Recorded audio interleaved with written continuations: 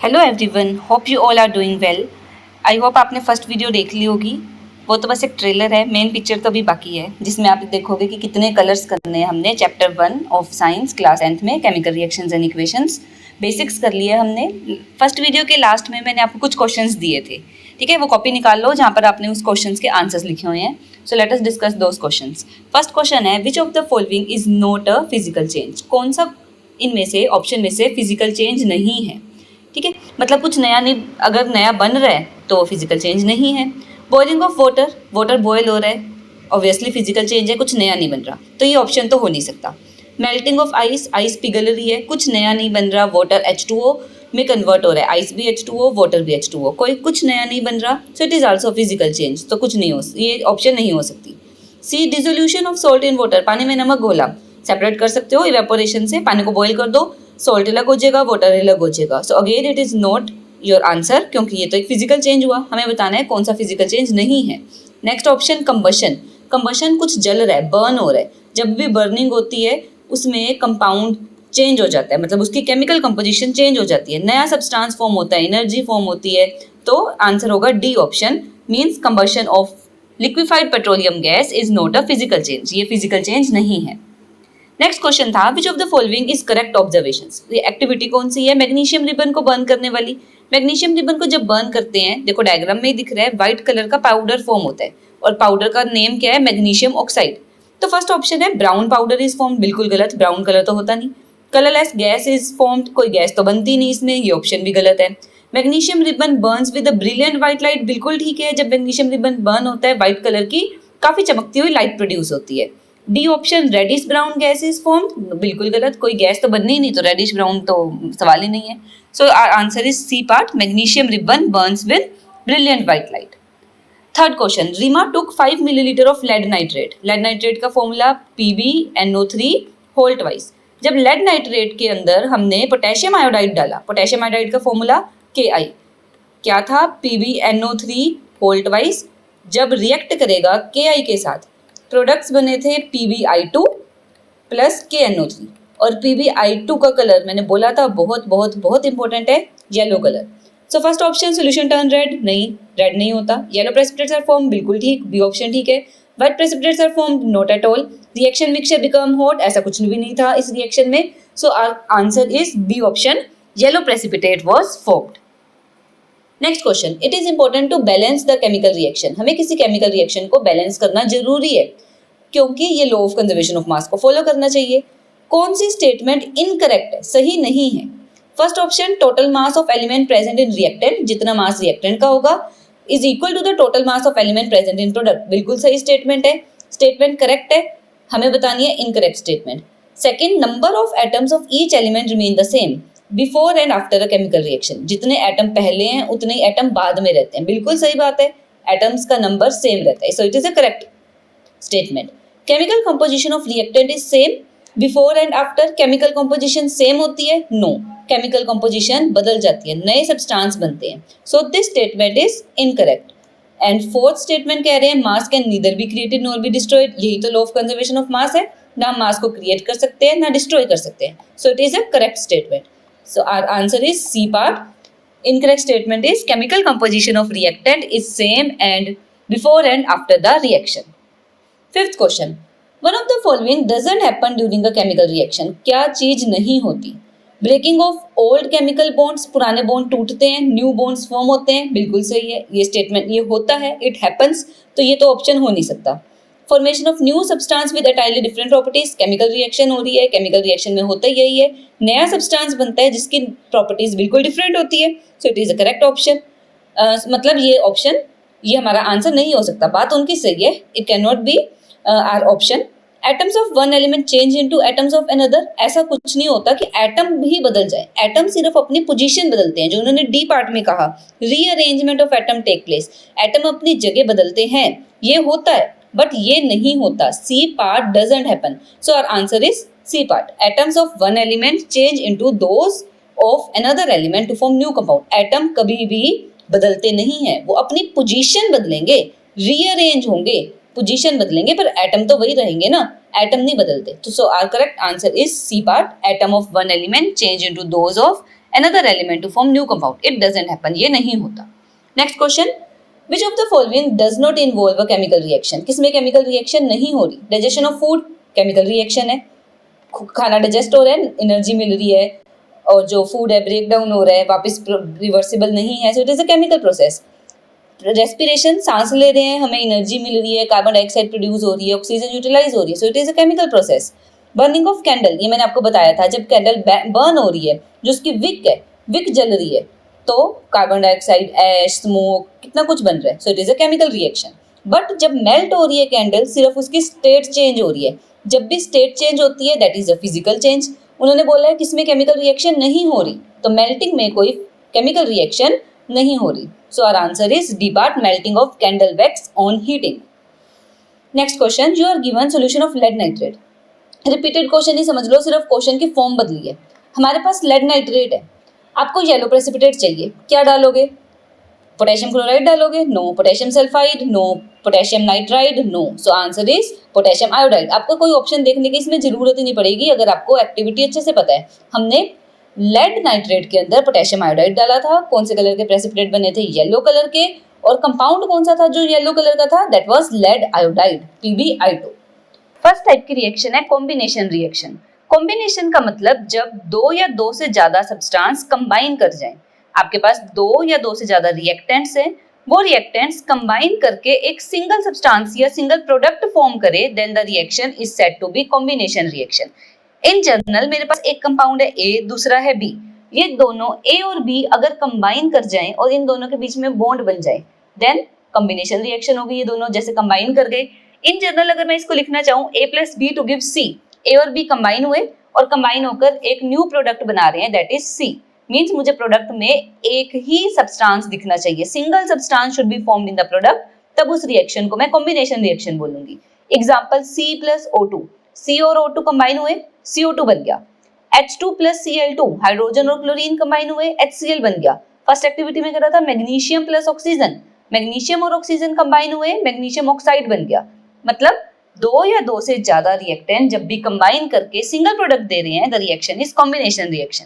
अब इससे रिलेटेड एक एक्टिविटी है एनसीईआरटी में, एक्टिविटी 1.4, इंपॉर्टेंट एक्टिविटी है डिसोल्यूशन ऑफ कैल्शियम ऑक्साइड. अब ये नेम याद रखना, क्विक लाइम, बहुत इंपॉर्टेंट है. ये कॉमन नेम होता है, जो हम कॉमन लैंग्वेज में उसको कंपाउंड को बोलते हैं, दैट इज कॉमन नेम.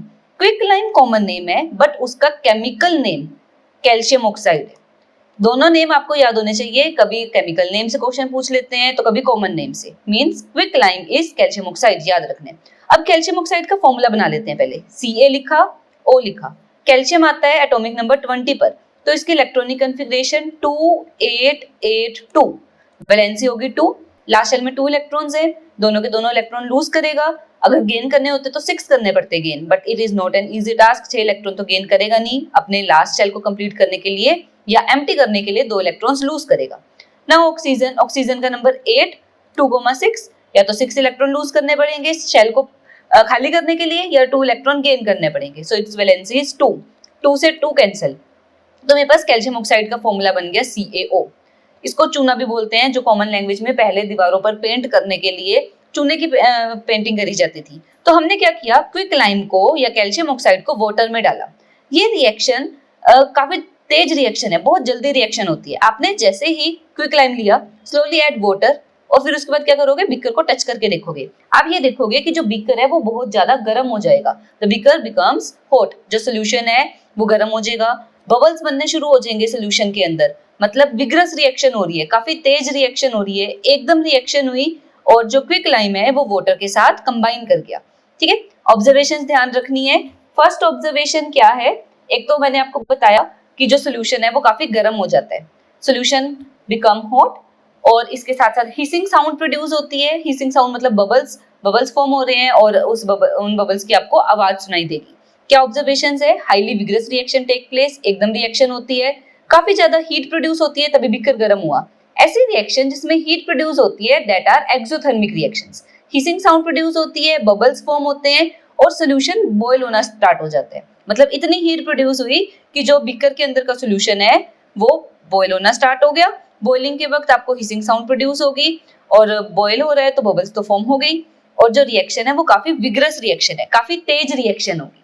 ठीक है, ये ऑब्जर्वेशंस थी कैल्शियम ऑक्साइड को जब हमने वाटर के अंदर डिसॉल्व करा। अब पेपर में इससे रिलेटेड एक्टिविटी में ऑब्जर्वेशंस भी आती है कि ऑब्जर्वेशन लिखो, क्या ऑब्जर्व किया आपने, और इसकी केमिकल रिएक्शन लिखना।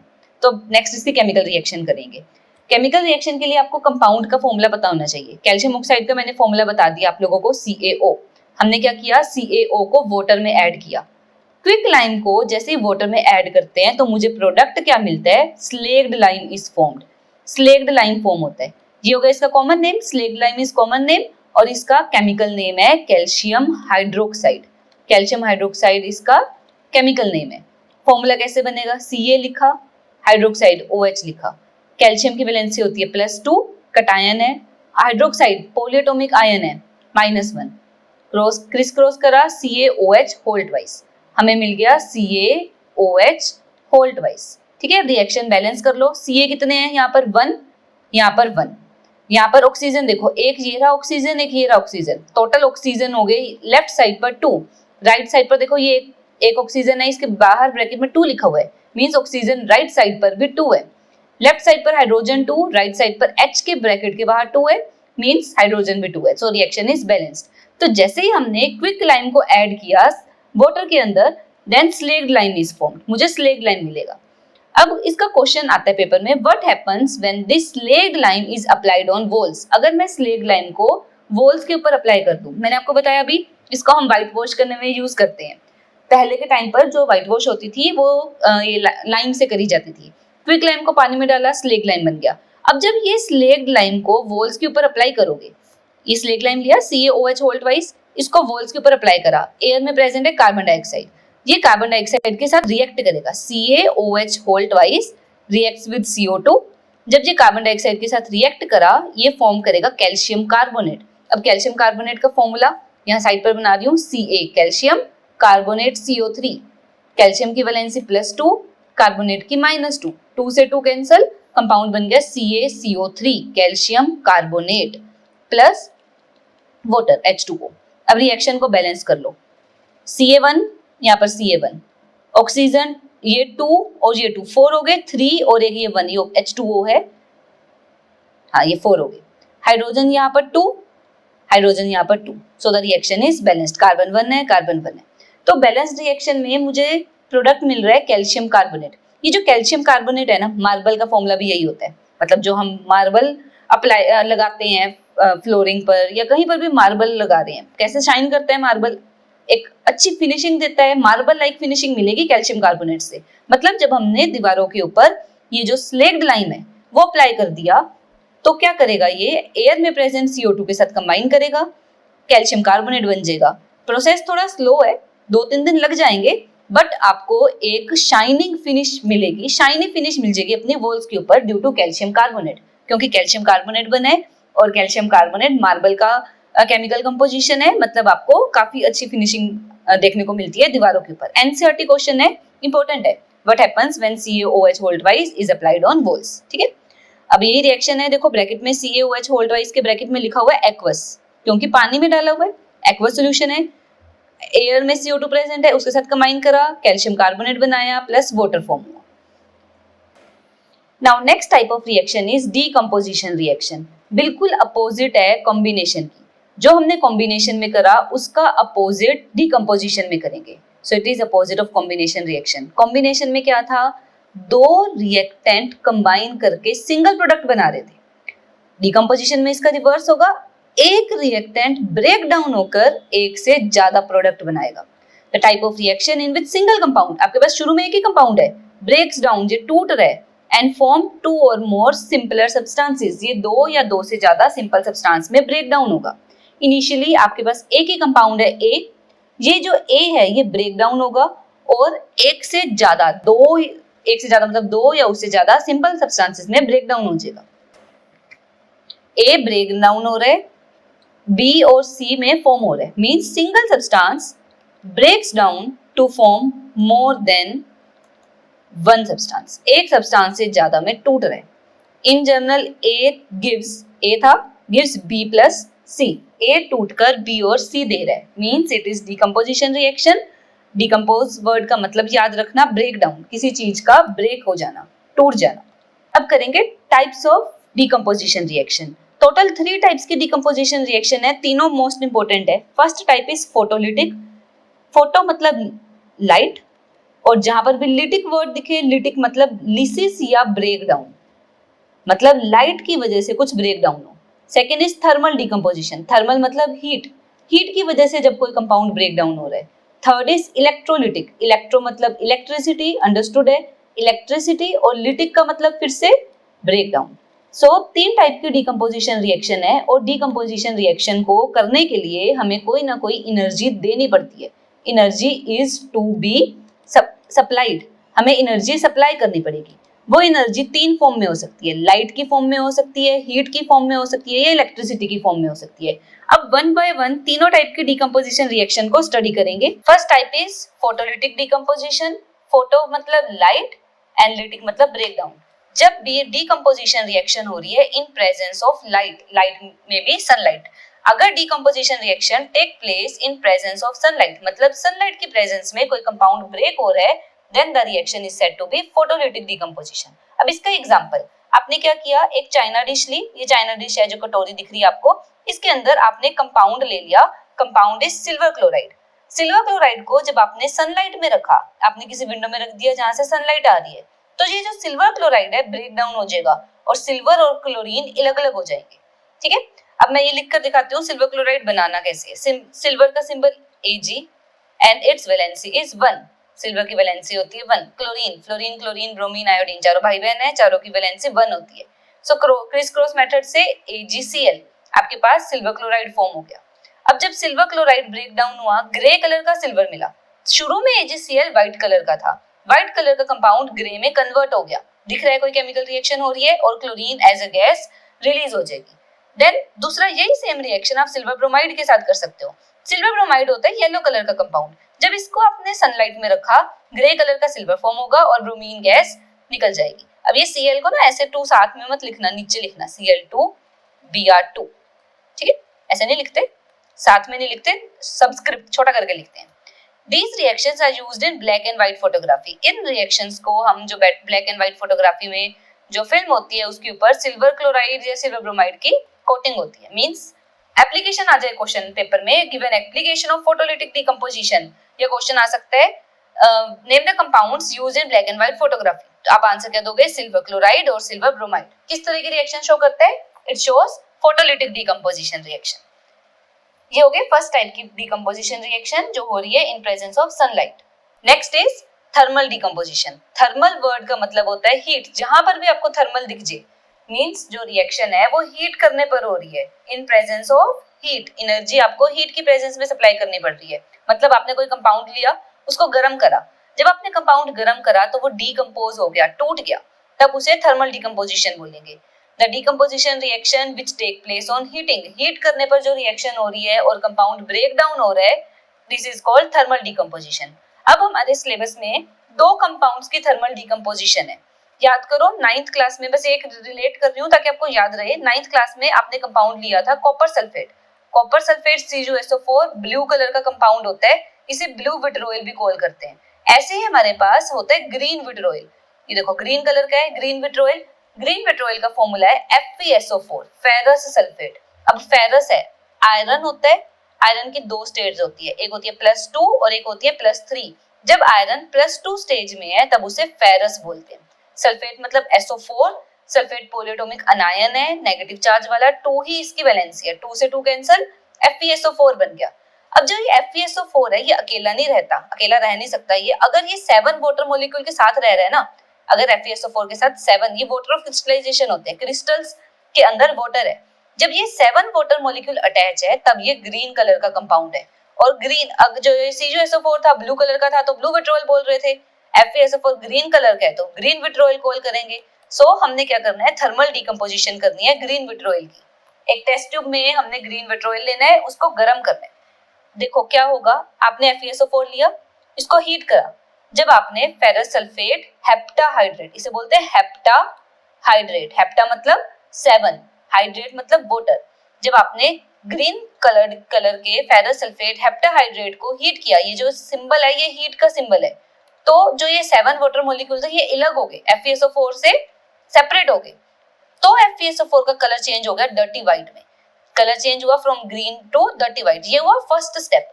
फर्स्ट स्टेप में डिकम्पोजिशन हुई, FeSO4 में से 7 वाटर मॉलिक्यूल सेपरेट आउट हो गए। अब आपने इसको फिर से हीट किया और कंटिन्यू करो हीटिंग, तो क्या होगा, फेरिक ऑक्साइड बनेगा। फेरिक ऑक्साइड ब्राउन कलर का कंपाउंड है और साथ में दो तरह की गैस फॉर्म होगी, एक SO2 सल्फर डाइऑक्साइड, एक SO3 sulphur trioxide. Di means 2, tri means 3। Sulphur dioxide में SO2, ट्राइऑक्साइड में SO3।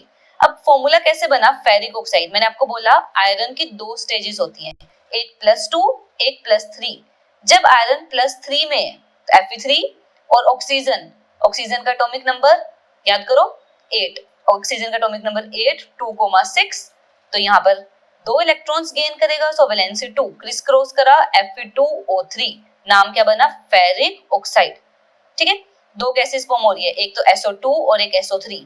अब इसमें से ध्यान रखना, जो ये SO2 गैस है, SO2 गैस की स्मेल होती है ऑफ बर्निंग सल्फर, जैसे कुछ जल रहा है, सल्फर जब जलता है तो एक उसकी कैरेक्टरिस्टिक स्मेल, एक डिफरेंट तरह की स्मेल होती है, उससे पहचान हो जाती है कि ये SO2 गैस है। ठीक है, अब मैंने आपको बताया था आयरन ऑक्साइड, फेरिक ऑक्साइड बन रहा है, कौन से कलर का है, ब्राउन कलर का। तो कलर चेंज हुआ 2 बार।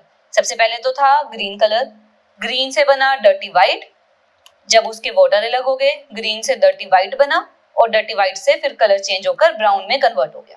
तो ऑब्जर्वेशंस लिख सकते हो, green colour of ferrous sulphate changes to brown, colour हो गया ब्राउन, ये दिख रहा है आपको, ब्राउन कलर का कंपाउंड फॉर्म होगा। Smell of burning sulphur is obtained, smell आएगी आपको बर्निंग सल्फर की, जो SO2 गैस की वजह से है। ठीक है, ये ऑब्जर्वेशंस होगी, पेपर में आता है what are the observations when green vitriol are heated, green vitriol को हीट करो, क्या ऑब्जर्वेशंस होगी, क्या केमिकल रिएक्शन होगी। ये फर्स्ट एग्जांपल हो गया थर्मल डिकम्पोजिशन का। Second example of thermal decomposition is of lead nitrate. आपके पास लेड नाइट्रेट है, लेड का symbol Pb, nitrate NO3, lead होता है 2 पॉजिटिव, NO3 -1, क्रिस क्रॉस करा, क्या बना, PbNO3 ट्वाइस, लेड नाइट्रेट बना, व्हाइट कलर का कंपाउंड है। जब हम लेड नाइट्रेट को हीट कर रहे हैं, लेड नाइट्रेट ब्रेक डाउन होगा। ठीक है, अब चिंता ना करना, इसके साथ वाटर अटैच नहीं है, वो उसके साथ थे। PbNO3 होल ट्वाइस कलरलेस या व्हाइट कलर का कंपाउंड है, हीट करने पर लेड मोनोऑक्साइड बन रहा है। लेड मोनोऑक्साइड येलो कलर का होता है, इसमें 2 गैस फॉर्म हो रही है, एक NO2 और एक O2। NO2 नाइट्रोजन डाइऑक्साइड, इसके ब्राउन फ्यूम्स होते हैं, अभी मैं पिक्चर दिखाऊंगी ब्राउन फ्यूम्स कैसे दिखते हैं, धुआं होता है ब्राउन कलर का, और साथ में ऑक्सीजन गैस, ये तो लाइफ सपोर्टिंग गैस है, ये फॉर्म हो रही है, मतलब इस रिएक्शन में भी 2 गैसेस फॉर्म हो रही है। डिकम्पोजिशन है, एक बड़ा कंपाउंड था, 3 कंपाउंड्स में ब्रेक डाउन हो गया, PbNO3 whole twice, lead oxide, NO2 O2, इसमें कन्वर्ट हो गया। अब एक इंपॉर्टेंट बात, रिएक्शन बैलेंस करनी है, इसकी बैलेंसिंग कई बार MCQ में किसी भी फॉर्म में आ जाती है। अब इस रिएक्शन को बैलेंस करने के लिए सबसे पहले लेफ्ट साइड पर देखो, Pb कितने हैं, 1, राइट साइड पर Pb 1, N यहाँ पर है 2, तो यहाँ पर भी 2 करने पड़ेंगे, NO2 के आगे लिख दिया 2। ठीक है, अब ऑक्सीजन चेक करो, 3 2 6, यहाँ पर 1 ऑक्सीजन, यहाँ पर 2 × 2 4 ऑक्सीजन, यहाँ पर 2 ऑक्सीजन, 4 5 6 7, ये तो 7 हो गए, इधर 6 थे। तो जब भी कोई भी कंपाउंड लेफ्ट साइड पर या कोई भी एलिमेंट लेफ्ट साइड पर इवन है, राइट साइड पर ओड है, तो ये ढूंढो कौन उसे ओड बना रहा है। ये PbO है ना, जो वो इस ऑक्सीजन, ये जो ऑक्सीजन है ये ऑक्सीजन को ओड कर रहा है, बाकी इसमें भी 4 है इवन है, इसमें 2 है इवन है, बट ये वाला ऑक्सीजन इसे ओड कर रहा है, तो इसको तो इवन कर दो, जो ओड बनाकर तंग कर रहा है उसको बदल दो, इवन कर दिया। अब देखो लेड कितने हो गए, ये मेरे 2 लगाने से सारा सिनेरियो बदल गया। Pb हो गए 2, तो मुझे यहाँ पर 2 लिखना पड़ा, Pb के आगे 2 लिखा। अब नाइट्रोजन कितने हो गए, इसको क्लियर कर देती हूँ मैं ताकि सही से दिख जाए, बाकी सारा चीज बाकी सब इरेज कर रही हूँ, नंबर्स जो अभी नंबर लिखे हैं वो लिखूंगी ताकि आपको इजिली क्लियर हो। ठीक है, अब दोबारा से बैलेंस करेंगे, ये 2 लिखने से सारे नंबर्स चेंज होंगे। देखो अब दोबारा देखो, Pb कितने हैं, Pb यहाँ पर 2, राइट साइड पर भी मैंने 2 कर दिए। अब नाइट्रोजन देखो, ये 2 और ये 2 दोनों ही N के साथ है, तो नाइट्रोजन हो गए 4, पर मेरे पास यहाँ पर नाइट्रोजन 4 करने हैं, तो यहाँ पर मैंने लिख दिया 4। Now check oxygen. इस ऑक्सीजन के साथ कौन कौन से नंबर है? एक तो ये 3 है और एक ये 2 है। 3 × 2 6, पर इस 2 को ना भूलना, ये भी तो है ऑक्सीजन के साथ। तो ऑक्सीजन लेफ्ट साइड पर ऑक्सीजन हो गए 12। अब राइट साइड पर चेक करते हैं। यहाँ पर 2, देखो ये जो 2 है वो इस ऑक्सीजन के लिए भी है। यहाँ पर 4 × 2 ऑक्सीजन हो गए 8 और यहाँ पर 2। टोटल ऑक्सीजन काउंट करो, 2 और 8 10, 10 और 2 12, हो गए बैलेंस। सो हमें एक बैलेंस केमिकल रिएक्शन मिल गई। ऑब्जर्वेशंस क्या है? येलो कलर का लेड ऑक्साइड फॉर्म हो रहा है, लेड मोनोक्साइड बोलो या लेड ऑक्साइड बोलो, येलो कलर का कंपाउंड है, और ब्राउन कलर के फ्यूम्स फॉर्म हो रहे हैं। ये जो ब्राउन फ्यूम्स है वो नाइट्रोजन डाइऑक्साइड गैस के। क्या ऑब्जर्वेशंस देखी हमने? एक तो येलो कलर का लेड मोनोक्साइड फॉर्म हो रहा है, ये जो कंपाउंड है येलो कलर का ये लेड मोनोक्साइड है। इसके अलावा हमें ब्राउन फ्यूम्स मिल रहे हैं नाइट्रोजन डाइऑक्साइड के। देखो धुआं दिख रहा है ब्राउन कलर का, ये ब्राउन फ्यूम्स है नाइट्रोजन डाइऑक्साइड के। 2 टाइप की डिकम्पोजिशन कर ली। फर्स्ट थी जिसमें हमने सनलाइट में रखा था, that was photolytic decomposition. Second करी थर्मल डिकम्पोजिशन, जिसमें कंपाउंड को हीट करा, हीट करने पर डिकम्पोजिशन रिएक्शन हुई। अब थर्ड टाइप की थर्मल डिकम्पोजिशन स्टार्ट करेंगे, that is electrolytic decomposition. Electro word का मतलब इलेक्ट्रिसिटी एंड लिटिक वर्ड का मतलब ब्रेक डाउन। मतलब जब ब्रेक डाउन हो रहा है किसी कंपाउंड का इन प्रेजेंस ऑफ इलेक्ट्रिसिटी, मतलब on the supply of electricity, if decomposition reaction takes place, it is called electrolytic decomposition reaction. इसमें हमने एग्जांपल करना है इलेक्ट्रोलिसिस ऑफ वाटर। हमने वाटर लेना है, वाटर का फॉर्मूला H2O, ये लिक्विड स्टेट में जब हम इसमें से इलेक्ट्रिसिटी पास करवाएंगे 2 गैसेज ऑब्टेन होगी, एक तो हाइड्रोजन गैस फॉर्म होगी और एक ऑक्सीजन गैस फॉर्म होगी। ये एक्सपेरिमेंट स्टार्ट करने से पहले हम वाटर के अंदर कुछ ड्रॉप्स डाल देते हैं डाइल्यूट सल्फ्यूरिक एसिड की। सल्फ्यूरिक एसिड का फॉर्मूला H2SO4। क्या नीड है सल्फ्यूरिक एसिड डालने की? Why is sulphuric acid added? To make water good conductor of electricity, ताकि वाटर अच्छे से इलेक्ट्रिसिटी को कंडक्ट करे। हमने क्या किया, एक मग लिया, मग में 2 होल कर लिए, इन दोनों होल्स के बीच में ग्रेफाइट रोड इंसर्ट कर दी, एक बैटरी अटैच कर दी। बैटरी है 6 वोल्ट की बैटरी, और ऊपर 2 टेस्ट ट्यूब। ये पहले फिल्ड थी वाटर के साथ, हाफ जग फिल कर लिया या मग फिल कर लिया विद वाटर, और बैटरी कनेक्ट करने के बाद हम ये ऑब्जर्व करेंगे कि 2 गैसेस फॉर्म हो रही है। अब गैस फॉर्म हो रही है तो उसके बबल्स फॉर्म होंगे। यहाँ पर हमें बबल्स दिख रहे हैं टेस्ट ट्यूब के अंदर। दोनों गैसेस टेस्ट ट्यूब के टॉप पर कलेक्ट होगी। अब आपको पता है बैटरी के 2 टर्मिनल्स होते हैं, एक होता है पॉजिटिव टर्मिनल और दूसरा होता है नेगेटिव टर्मिनल। ऐसे ही हमारे पास 2 तरह के आयन्स होते हैं। एक आयन होता है कटायन, दूसरा होता है अनायन। कटायन के ऊपर होता है पॉजिटिव चार्ज, अनायन पर होता है नेगेटिव चार्ज। अब वाटर है H2O, इसमें कौन कौन से आयन्स हैं? एक तो है H पॉजिटिव, कटायन है हमारे पास H पॉजिटिव, अनायन है O2 नेगेटिव। जिस आयन पर पॉजिटिव चार्ज है वो बैटरी के कौन से टर्मिनल पर जाएगा? पॉजिटिव वाला पॉजिटिव पास तो जा नहीं सकता, लाइक चार्जेस तो रिपेल करते हैं, तो कटायन किसके पास जाएगा? नेगेटिव टर्मिनल ऑफ बैटरी के पास। मतलब H पॉजिटिव जाएगा नेगेटिव टर्मिनल पर, या सीधा सीधा याद रखो हाइड्रोजन गैस जाएगी नेगेटिव टर्मिनल पर, और इस नेगेटिव टर्मिनल को बोलते हैं कैथोड। तो एक बात याद होगी, cation goes to cathode. Cation किस पर जाएगा? कैथोड पर। तो बचा क्या? अनायन। अनायन O2 नेगेटिव, ये जाएगा पॉजिटिव टर्मिनल पर। मतलब ऑक्सीजन जाएगा पॉजिटिव टर्मिनल पर, और पॉजिटिव टर्मिनल ऑफ बैटरी को बोलते हैं एनोड। मींस एक लाइन याद रखो, cation goes to cathode and anion goes to anode. इसको लिख देती हूँ, cation goes to cathode, cation cathode पर जाते हैं, और इसका opposite anion goes to anode, anion जाते हैं एनोड पर। मतलब हाइड्रोजन गैस बनेगी कैथोड पर। ये रही हाइड्रोजन गैस, देखो ये शो करी हुई है hydrogen gas. Hydrogen gas form हुई कैथोड पर, और ऑक्सीजन गैस फॉर्म हुई या ऑब्टेन हुई एनोड पर।